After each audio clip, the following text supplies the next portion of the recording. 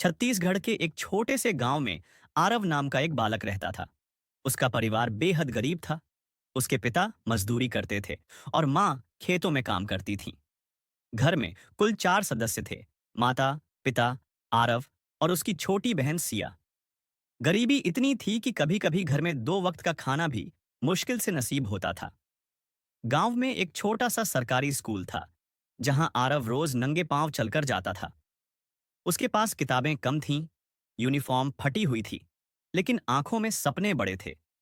वह पढ़ाई में तेज था, हर सवाल का जवाब जानता था और टीचर भी उसकी लगन से बहुत प्रभावित थे। एक दिन स्कूल में इंस्पेक्टर आए और उन्होंने बच्चों से सवाल पूछना शुरू किया। जब उन्होंने एक कठिन गणित का सवाल पूछा, तो पूरी कक्षा में सन्नाटा छा गया। कोई भी उत्तर नहीं जानता था, लेकिन आरव ने हाथ उठाया। उसकी आवाज में आत्मविश्वास था। उसने सही उत्तर दिया। इंस्पेक्टर बहुत प्रभावित हुए। उन्होंने आरव से पूछा, तुम्हें यह कैसे आता है बेटा? आरव ने सिर झुकाकर कहा, सर, मेरी माँ कहती हैं कि अगर पेट भर खाना चाहिए तो मेहनत करो, और अगर जिंदगी बदलनी है तो पढ़ाई करो। मैं अपनी जिंदगी बदलना चाहता हूँ। इंस्पेक्टर ने उसकी पीठ थपथपाई और जिला शिक्षा अधिकारी से उसकी मदद करने की सिफारिश की। कुछ हफ्तों बाद आरव को शहर के एक अच्छे स्कूल में छात्रवृत्ति के साथ दाखिला मिल गया। आरव के लिए यह किसी सपने से कम नहीं था। शहर की दुनिया और आरव का संघर्ष, शहर की दुनिया उसके लिए नई थी। वहां के बच्चे अंग्रेजी में बात करते थे, ब्रांडेड बैग लेकर आते थे और महंगे जूते पहनते थे। शुरू में आरव को बहुत अजीब लगता था। वह खुद को उनके सामने बहुत छोटा महसूस करता था।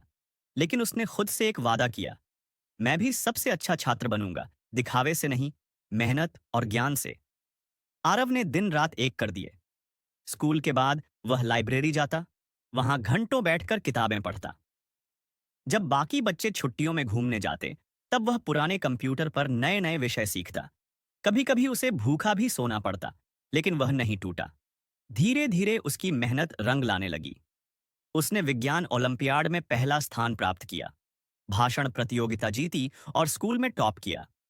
शिक्षकों ने भी माना कि आरव जैसे समर्पित छात्र बहुत कम होते हैं।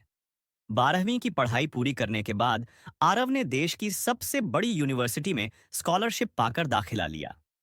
वहां से उसने विज्ञान में डिग्री ली और फिर उच्च शिक्षा के लिए उसे हार्वर्ड यूनिवर्सिटी में स्कॉलरशिप मिल गई। वहां भी उसने खुद को साबित किया। वह जानता था कि ये सब उसकी लगन और शिक्षा की बदौलत है। विदेशी छात्रों के बीच भी वह अपनी सादगी, मेहनत और ज्ञान से अलग पहचान बना गया। वापसी और बदलाव। अपनी पढ़ाई पूरी कर भारत लौटने के बाद आरव ने किसी बड़ी कंपनी में नौकरी करने के बजाय गांव की ओर रुख किया। वह जानता था कि सैकड़ों ऐसे बच्चे हैं जो उसकी ही तरह गरीबी में पल रहे हैं, लेकिन उनमें काबिलियत है।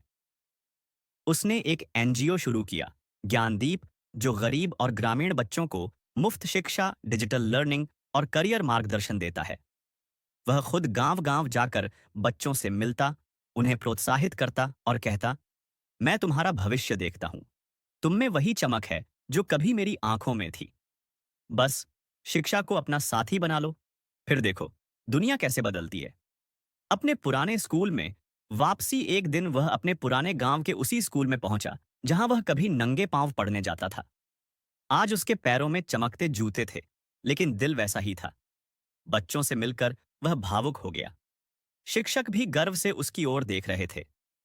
आरव ने बच्चों से कहा, शिक्षा सिर्फ किताबों में छपी बातें नहीं होती।